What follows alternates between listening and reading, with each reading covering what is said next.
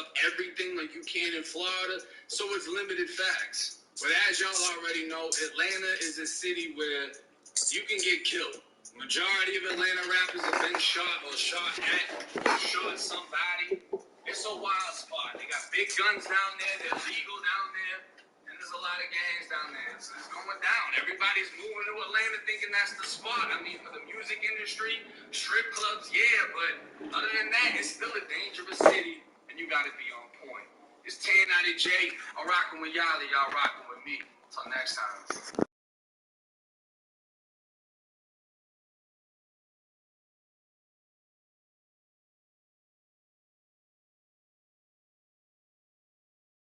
What's up, everybody? Welcome back to another episode.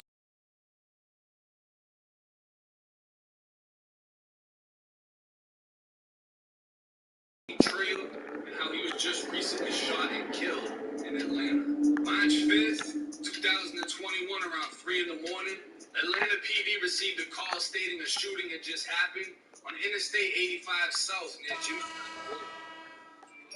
Arrived on scene to find a vehicle stopped on the side of the interstate and a victim suffering at least one gunshot wound. He was taken to a local hospital where he passed away and identified as 33-year-old Corey Detege, also known as Houston rapper Chucky Trill. Chucky can be seen flying on his Instagram story and only a few hours later posted a picture with his location saying Atlanta. Later that night, he posed multiple times at a club where Erica Banks was performing, and while he had no other location written other than All-Star Weekend, Erica Banks posted an Instagram with her location at the Miami Lounge Hookah Bar in Norcross, Georgia. The bar closed at 3.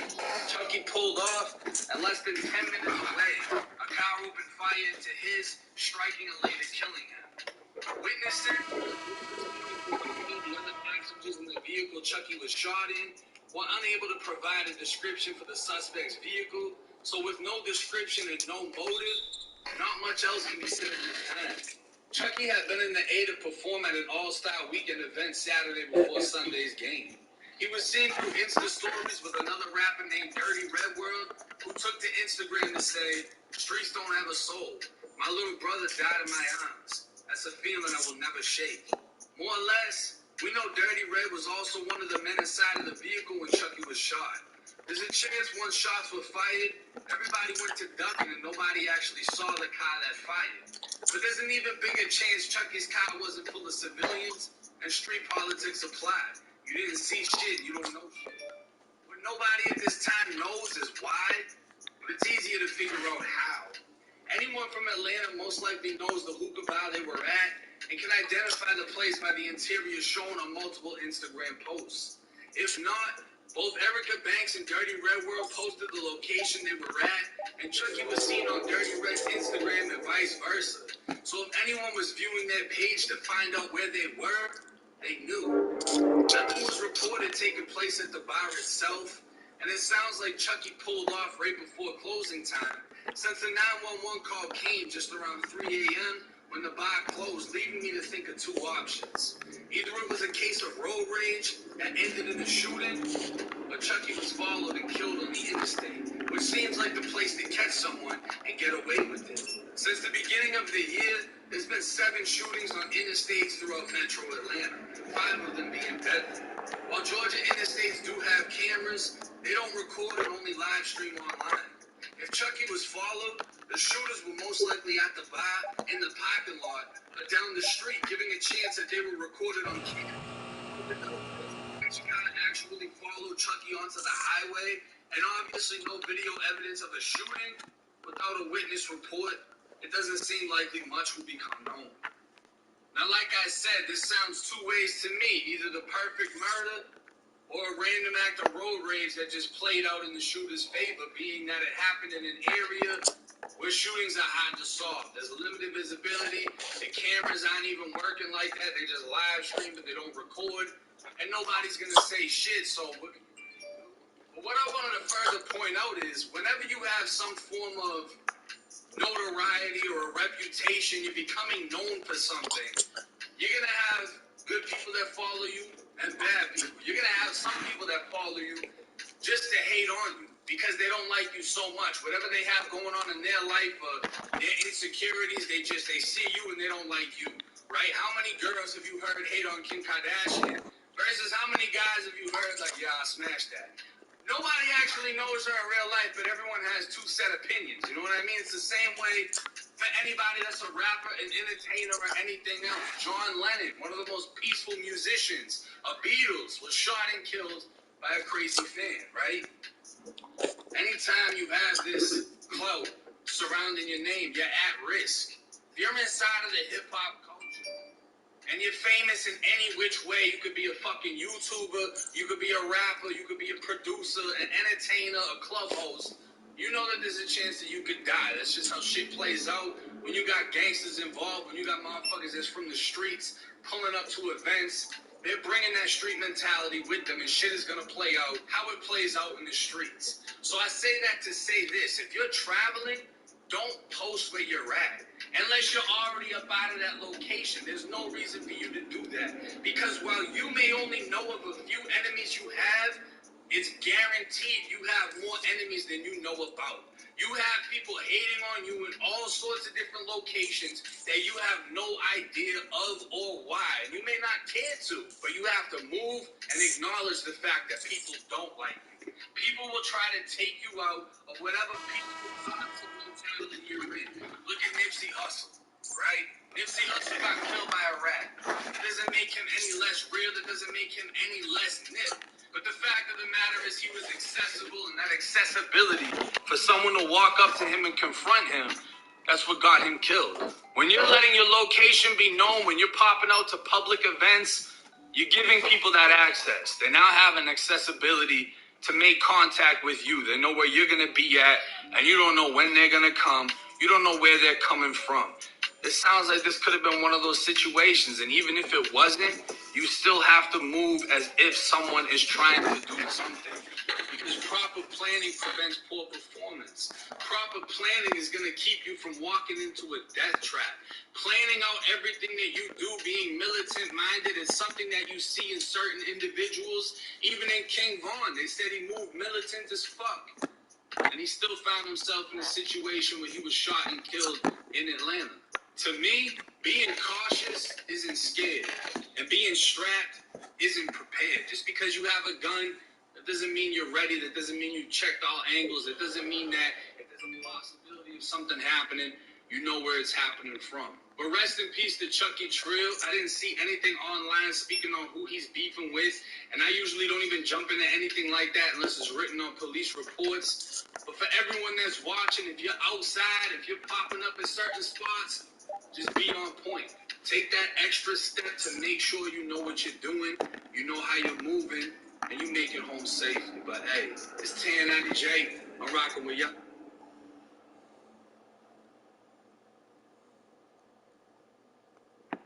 This one's the perfect gift for the friend who's been getting a little too comfortable during quarantine. Maybe your son, a father, or your boyfriend. In which case,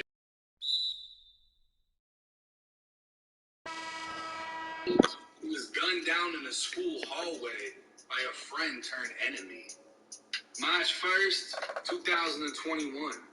Daylon Burnett woke up like any other teenager in the 9th grade.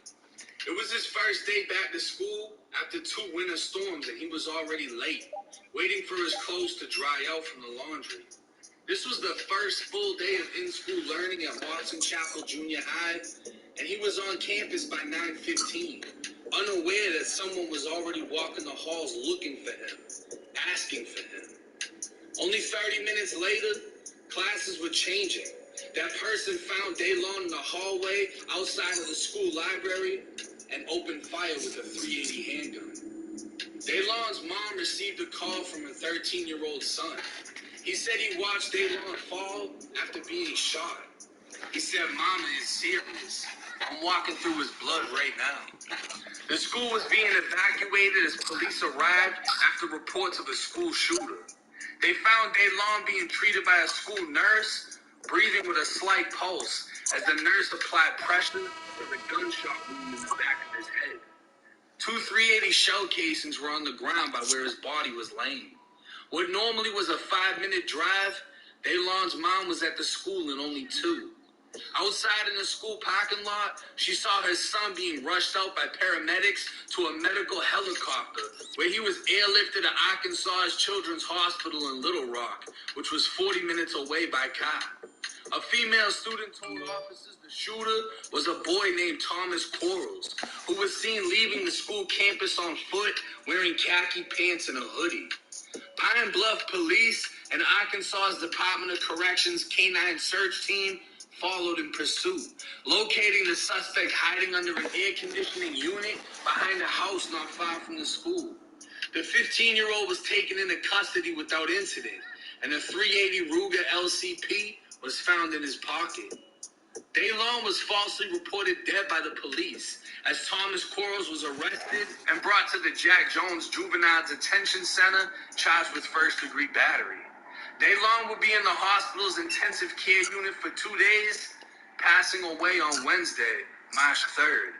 And by Friday, Thomas Quarles was back in court, his charge now upgraded to capital murder. His bond was set at $1 million, and he'll remain at the Juvenile Detention Center until his next court date. What's so surprising about this case is both the shooter and Daylon were good friends, according to his mother, and are still eerily friends on Facebook. The two played football together for the school and had some sort of argument that Thomas felt was enough to bring a gun to school and shoot Daylon in the head. Not only that, but Daylon's mother was told by students that while Daylon was late for school, Thomas was going around asking other students, "Have y'all seen Daylon? Y'all haven't seen Daylon yet?" While Daylon was home waiting for his clothes to dry, Thomas was already walking through the school with his mind set on killing him. Capital murder in the state of Arkansas carries a punishment of death or life in prison without parole. And I'm unsure how his age will affect his punishment. I'm assuming he's only facing life, and with his age, he will most likely have some form of parole in his sentencing. Now, this is easily a case that has traumatized so much more than just the victim involved. His 13-year-old brother had to see his older brother get shot in the head and then walk through his blood as the school is being evacuated. And I don't know what could have possibly been said that would make a 15-year-old go to school with a gun and blow someone's shit out in front of fucking everybody and walk off as if it didn't happen. Now, I'm thinking the only reason Daylon was even still alive is because he was shot with a .380, which isn't that strong of a caliber. You know what I mean? It's not a 9mm, even though they're like the same dimension, just one's got a little bit more punch to it. It wasn't strong enough to go all the way through. I'm not sure medically what exactly was wrong, if he was brain dead or what it was. But he shot him and he was alive for the next 2 days. And then he passed away. So not only did the family have to call the police department and say, "Hey, why the fuck are you reporting my son dead?" His mother was at his side in the hospital, calling the police saying, "Why are you reporting him dead? I'm with him right now and he's fighting for his life." She had to go and check the police department, Pine Bluff, and say, "What the fuck are y'all doing? Y'all falsely reporting this." So they corrected the situation. And then 2 days later, he does die, which must have only hit everyone that much harder. To hear that he was dead, feel the sense of loss, then know he's still alive, and then know he's passed.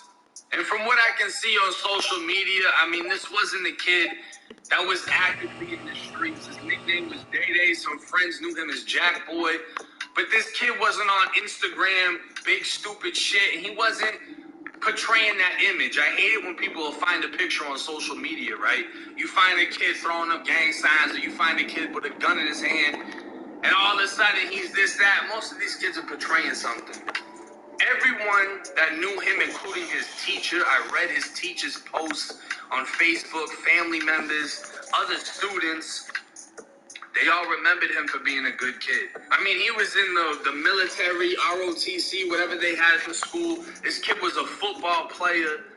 He wasn't bad, and I don't understand what he could have said or what an argument could have been over that would have caused him to get killed in the way that he did. That would have caused the 15-year-old to crash out completely. There's no coming back off this. You know what I mean? You're not beating this case. Somebody said you shot him. There's got to be multiple witnesses, and then you get found with the gun right by the school. You know what I mean? It's over for that kid. He's 15, and he caught a murder. And like I said, he might get life with parole 20 years down the line, 30 years down the line.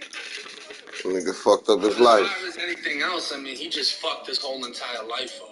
And I can't imagine how the community is feeling about what happened, because everyone's been on edge with COVID, letting their kids go back to school. This was the first day of in-school schooling. They show up and somebody gets shot. You know what I mean? Now they got to go back to virtual school online. And that's so fucking traumatic. I remember there was 2 girls that committed suicide when I was in high school. And it hit everyone tough, you know what I mean? But the way we processed it was by going to school and being around each other and talking about what happened and more or less grieving together. You know what I'm saying? It's not, we didn't sit at home and you're thinking about it and you're all fucked up in the head. We processed everything together, and because these kids aren't able to do so, I can only imagine how it's going to affect them. But I will be posting the GoFundMe link today long for his funeral services and whatever else the family needs.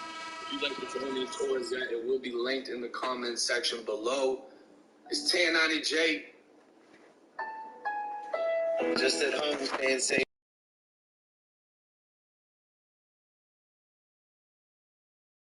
Associate AFNF Meet Mo, who was bailed out on a murder charge only to be killed hours later.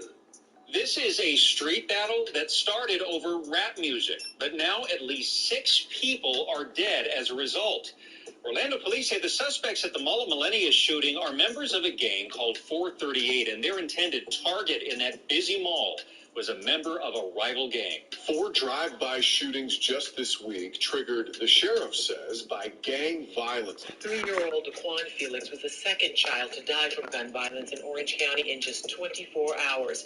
Another family in Pine Hills also mourning the loss of their 14-year-old son. Now, if you've seen the first video I did on the war in Orlando, you've seen this man before. Law enforcement were dispatched to a shooting around 3 a.m. on April 14th, 2020. Arriving at a house party in Davenport, Florida, deputies found a large pool of blood and 3 7.62 shell casings on the ground. Several witnesses at the party reported seeing Demetrius Cox, known as AFNF Meet Mo, dancing at the party with the Draco-style semi-automatic pistol, a firearm that shoots 7.62 ammunition. The woman renting the home was told by her sister someone at the party had a weapon, so she made an announcement that Meat and another man named Sauce should leave the party, which they did, later walking towards a black SUV. Witnesses recalled another man at the party with a gun, Wolf Luma, who had a black Glock hanging out of his waistband in the house. He waited 20 to 30 minutes after Meat left the party, then Wolf and a man named Rakeem Perry walked out. Witnesses saw Wolf and Meat engaged in a verbal altercation near their vehicles, and gunshots shook the quiet neighborhood shortly after. Rakeem drove Wolf 20 minutes away to the Dr. Phillips Hospital in Orlando, calling Wolf's mom on the way there. When she arrived at the hospital, Rakeem told her him and Wolf had guns and shot at Meat and Sauce first after they started the argument. He later recanted the statement, saying Wolf never had a gun, going against witnesses at the party who described him having a black Glock. Not only that, but after Wolf was shot, witnesses saw him laying on the ground with a Glock next to his body. The firearm was taken by someone at the party and was missing by the time police arrived. Another witness said Wolf put the gun in a vehicle before the shooting. Meat was interviewed by investigators, testifying he saw Wolf arguing with other males in the parking lot and fire a gun at them. He stated he then ran from the scene, jumped a wall, and called a friend to pick him up, and denied ever dancing at the party with the gun. 2 days later, Meat was arrested on a first-degree murder warrant. His defense attorney fought over a period of months to have the case thrown out over the fact that the time limit the state had to file charges expired. But prosecutors were able to use COVID-19 as an excuse. The courts did find that the state had not met its burden of proof that Meat committed murder. While Meat was identified as being at the scene by multiple witnesses, and 3762 shell casings were the only shell casings at the scene, the defense suggested Meat may be immune from prosecution, primarily because Wolf Luna was said to be armed by witnesses, and a statement from Rakeem Perry that he and Wolf shot first. Based on the evidence presented, the courts cannot exclude immunity in the fact that there's evidence that prevents the state from providing the burden required. Based on those findings, Meat was entitled to be released on a $200,000 bail under the conditions he doesn't possess any weapons or have contact with the witnesses in this case. In Florida, only 10% is required to make bail, and in Meat's case, that's $20,000. Almost 7 weeks later, Meat was released back onto the streets of Orlando. Sunday, March 7th, 2021, Meat was released on bail for his 21st birthday, only to be gunned down hours later. Orlando PD received a call for shots fired in one location, while another call came in for a gunshot victim a half-mile from the first location. 21-year-old Meat was pronounced dead at the scene around 5 a.m., and his mother would go on to speak to the news. I ain't shocked, but I ain't expecting what's gonna happen this fast.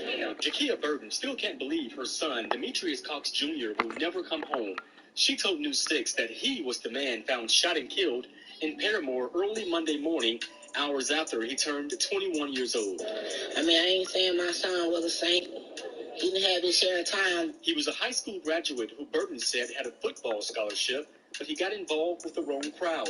The murder Meat was charged with has been described by investigators as popping off the AFNF versus 438 war in Orlando, led by two rival rappers Glock 9 and Hot Boy.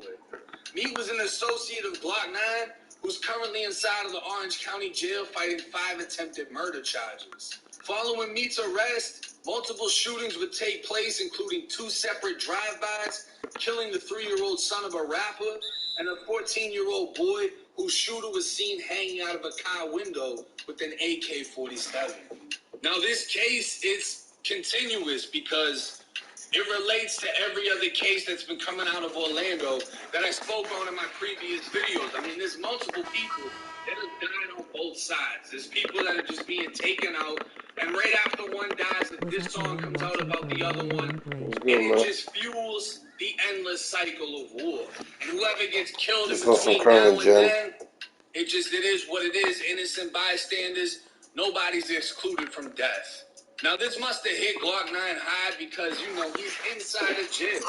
And while Meat was in another jail, at least he was inside of jail. As everyone knows, it's from the streets. Jail is safer than the streets. You might get poked up, you might get cut, you might get beat up, but the odds of you dying are less than if you're free in society, as sad as it is to say, which is why a lot of parents will leave their kids inside of jail. They won't pay the bail because they know what's going to happen when they come out. They're either going to kill something or they're going to get killed. Now, the first thing I thought of with this case was Bobo from Chicago, who walked out of the county jail and got killed, like damn near immediately. In this case, it was a couple hours later, and it was said he might have been celebrating his birthday. So who knows if they were on live or whatever, but it was reported that there was a large group gathering. Somebody probably came through, started firing it up, and it ended how it ended. But Meat went to a Christian school. He had a scholarship for football. This is somebody that could have lived one of the most positive lives. And it's a perfect example of what happens when you mix with the wrong people. What happens when you have opportunities, but you waste them. You go and do what's easier. You go and do what everyone else is doing. How many people in your circle would have killed to be in the position you're in? You're going to go play college football? But he chose the streets instead, and he fell victim to the streets. And that's the thing about the streets is there's no sympathy. There's no forgiveness. When the streets come for you, it is what the fuck it is. Nobody is excluded. Yes. But with that being said,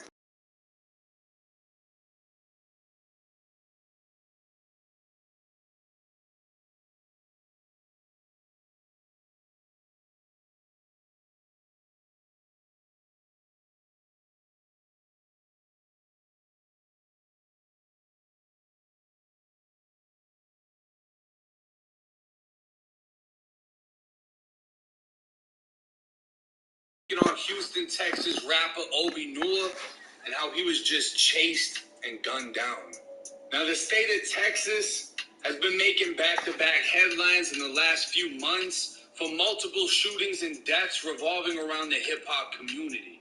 It was only back in November when Dallas rapper Mo3 was chased down on the interstate and shot in the back of his head. Then days later, Louisiana superstar Boosie Badass was in Dallas paying respects to the fallen rapper when he was shot in his leg. March 5th, 2021, Houston rapper Chucky Trill was shot and killed in Atlanta when another vehicle pulled up beside the one he was in on the interstate and opened fire. And the newest attack took place March 8th, only 3 days after Chucky was killed.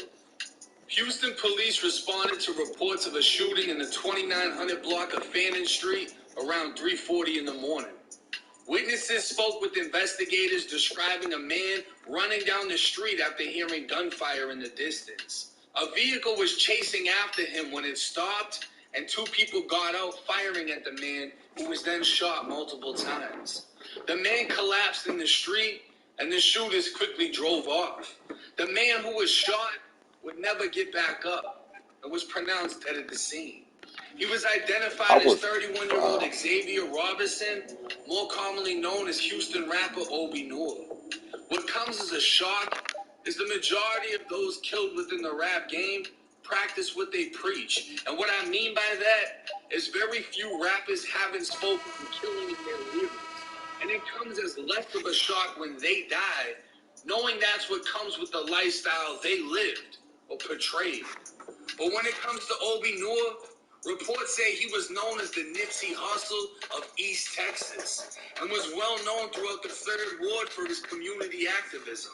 Obi Noor was a brick boy, born and raised in the CUNY Homes housing projects known as the Bricks, the same place George Floyd called home.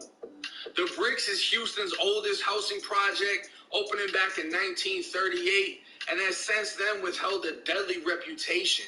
But that didn't stop Obi, who made his way into international basketball, playing for a professional Colombian team, and becoming an MVP player. But I say that to say this: none of that matters. Where you're from, who you were, or who you've become. Fucking high as fuck. Bullets don't differentiate the good from the bad. Well, not Bullets really. don't consider your accomplishments before tearing through your flesh. And the ones aiming the guns could care less. No matter what type of energy you put out into the world, you have to understand there are people with different and darker mentalities looking for a reason to snap and kill. And unfortunately, Obi Noor fell victim to the streets. Now, this is a case like many where there's no motive in the beginning. It usually takes time for things to come out, the reasons behind what's going on. With Mo3, there was more rumors circulating around his death because he was into it with other rappers versus with Obi. I mean, who the fuck is he into it with other than the police, the protesting that he's done against the police?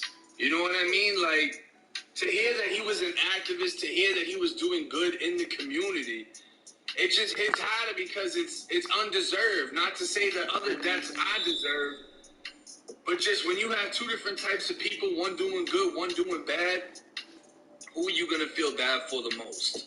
But everything is a lesson in life, and everything is meant to be learned from. I'm assuming he doesn't have a criminal record based on the fact that nothing in his history that popped up reported it. Normally the news are the first ones to report, oh, he went to prison for this, he got arrested for that. And if he wasn't involved in any of the street bullshit, living in Texas, I would imagine he would be able to legally carry a weapon, carry a firearm, right? Gun rights. It's one of the most important fucking things that I speak on is if you have the ability to legally carry a gun, do so. You may not be able to cheat death, but you do have the chance to fight back. And I mean, Texas has been brutal nonstop. Literally before his shooting, either the day before, a pregnant woman was shot at a wake. At a funeral service, a pregnant woman was shot. Like, They're not sparing nothing down there. And the only way you can fight fire is with fire. You know what I'm saying? Like, there's people that really think they can call 911 before something happens. And these are the same people I tell, have you ever been in a car accident? Did you have your belt on? Were you able to put it on before you crashed? There's usually not enough time to do something like that. People need to take on the responsibility of defending themselves, of being armed, because there are other people out there that are armed. And for the laws that are trying to strip citizens of guns, it's fucking ridiculous, because no matter how many laws there are, I can always illegally get a gun.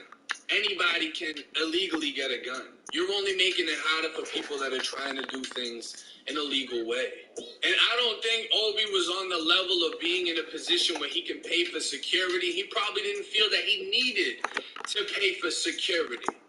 But to take on that responsibility for yourself and have your own sense of security by being armed, if you're a law-abiding citizen, it's the right move to fucking make. I'm sure in the next few days or even weeks, we're going to be hearing more about this case. More details are going to come out. Camera footage, if there is any more witness reports, etc.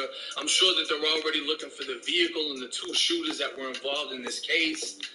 But like I said, it's another example of you can do everything right and you can still get left on the ground bleeding out.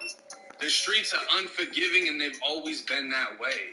And if you can redirect your life now to get as far away from it as possible, you have a better chance of not falling victim. But hey, it's here, Natty J.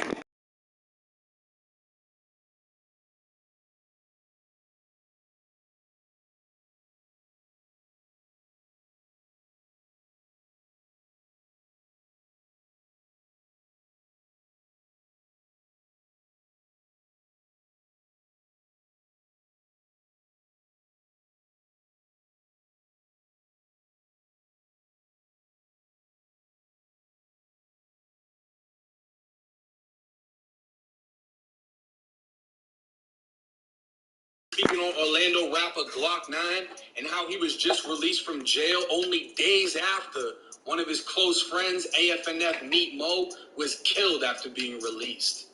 Now, with every negative, there's a positive, and vice versa. Only 3 days ago, AFNF killed just hours after being released from jail on bail for a first-degree murder charge in what's described by law enforcement as a gang-related killing. AFNF and the rival 438 have made back-to-back headlines throughout the past few months over numerous shootings and killings. In April of 2020, Meat Mo was arrested for the shooting death of Wolf Luma. The day of Wolf's funeral service, a drive-by took place on a group that had just left the service. Dexter Rents had all the makings to be a big-time playmaker for the Louisville Cardinals. Rents racked up 1,700 all-purpose yards last year at Ocoee High School in Orlando, scoring touchdowns receiving, rushing, and on special teams. But all that was cut short around 11 Saturday night. Orlando police responded to a shooting in the city's Harbor Shores neighborhood. 4 people, including Rents, had been shot. Rents was the only victim who died, and police are still piecing together what led up to the shooting. A man named Jeremiah Robinson was the suspected shooter. July 7, 2020, Van Sean Smith, who's described by police as the second in command of the 438 gang, had just stepped outside of a home in the Pine Hills neighborhood of Orlando. He saw 2 men approaching in a vehicle, both members of the rival AFNF gang, according to law enforcement. The passenger in the car rolled the window down and started shooting. Van Sean grabbed a rifle, fired back, and struck the passenger, Jeremiah Robinson, in the back of his head. He died in the hospital days later. This was the 3rd death tied to the gang dispute, and the man who was driving the vehicle was charged with a felony murder for committing a crime that resulted in his own friend's death. That same month, Glock 9 will be charged with 5 attempted murders for allegedly shooting up Orlando rapper Cutter Reese's house. Reese's mom will go on to tell police that the 2 rival rappers are cousins, according to police reports. August 5th, a 14-year-old was shot and killed in a drive-by. A still shot picture from a video showing a man hanging out of a car window with an AK-47 styled weapon. 2 days later, Van Sean Smith was leaving a mall when police decided to move in on him to make an arrest relating to the previous shooting he was involved in back in July.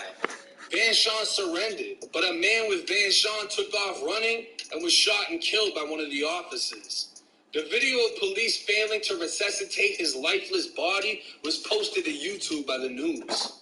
A 14 and 15-year-old in Pine Hills was shot outside of a home September 22nd.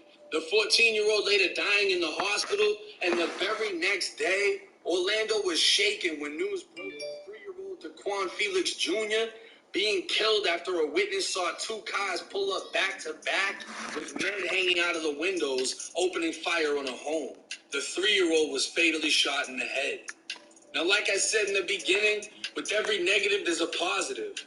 Glock 9 received news that his close friend had been killed after just being bailed out of jail, and now Glock 9 himself has been released after receiving a $5,000 bond on being a felon in possession of a firearm.